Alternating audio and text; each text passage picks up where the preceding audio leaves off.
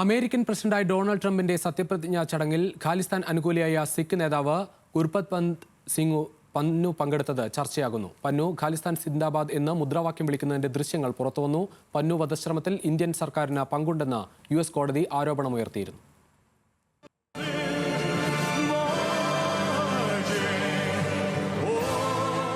American president Donald ട്രംപിന്റെ സത്യപ്രതിജ്ഞയ്ക്ക് പിന്നാലെ നടന്ന ലിബർട്ടി ബോൾ എന്ന നൃത്ത പാർട്ടിയിലാണ് ഖാലിസ്ഥാൻ അനുകൂലിയായ സിഖ് നേതാവ് ഗുർപത്വന്ത് സിംഗ് പന്നു പങ്കെടുത്തത്. VIP-കൾ നിറഞ്ഞ പരിപാടിയിൽ പങ്കെടുത്തവർ ട്രംപിന്റെ ആഗമനത്തോടെ USA എന്ന മുദ്രാവാക്യം മുഴക്കി. ഈ സമയം ഖാലിസ്ഥാൻ സിന്ദാബാദ് എന്ന മുദ്രാവാക്യം വിളിക്കുന്ന പന്നുവിനെയാണ് ദൃശ്യങ്ങളിൽ കാണാൻ കഴിയുന്നത്. സുഹൃത്തിന്റെ ടിക്കറ്റ് വഴിയാണ് പന്നുവിന് അതീവ സുരക്ഷാ പരിപാടിയിലേക്ക് പ്രവേശനം ലഭിച്ചതെന്നും റിപ്പോർട്ടുകളുണ്ട്.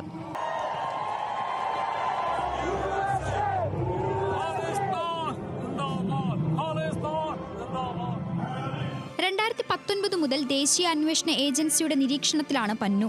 2020 ജൂലൈ 1 പന്നുവിനെ ഭീകരവാദിയായി ഇന്ത്യ പ്രഖ്യാപിച്ചു.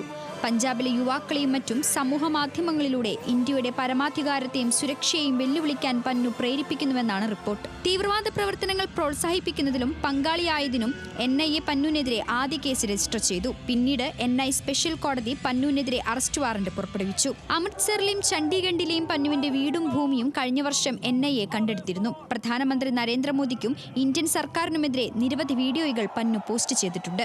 ഏതാനും മാസങ്ങൾക്ക് മുൻപ് എയർ ഇന്ത്യയുടെ വിമാനങ്ങൾ തകർക്കുമെന്നും ഭീഷണി മുഴക്കിയിരുന്നു. 2023 നവംബറിൽ അമേരിക്കയിൽ വെച്ച് പന്നുവിനെ നേരെ വധശ്രമമുണ്ടായ സംഭവത്തിൽ ഇന്ത്യൻ സർക്കാരിന് പങ്കുണ്ടെന്ന് നേരത്തെ ആരോപണമുയർന്നിരുന്നു. ഗുർപത്വന്ത് സിംഗ് പന്നുവിനെ വധിക്കാൻ ശ്രമിച്ചതിൽ ഇന്ത്യൻ രഹസ്യാന്വേഷണ ഉദ്യോഗസ്ഥനായിരുന്ന വികാസ് യാദവിനെതിരെ അടുത്ത കാലത്താണ് അമേരിക്ക അറസ്റ്റ് വാറന്റ് പുറപ്പെടുവിച്ചത്. പന്നുവിനെ കൊലപ്പെടുത്താൻ നിഖിൽ ഗുപ്ത എന്നയാളെ ഏർപ്പെടുത്തിയത് വികാസ് യാദവാണെന്ന് കണ്ടെത്തിയിരുന്നു. International desk, news Malayalam.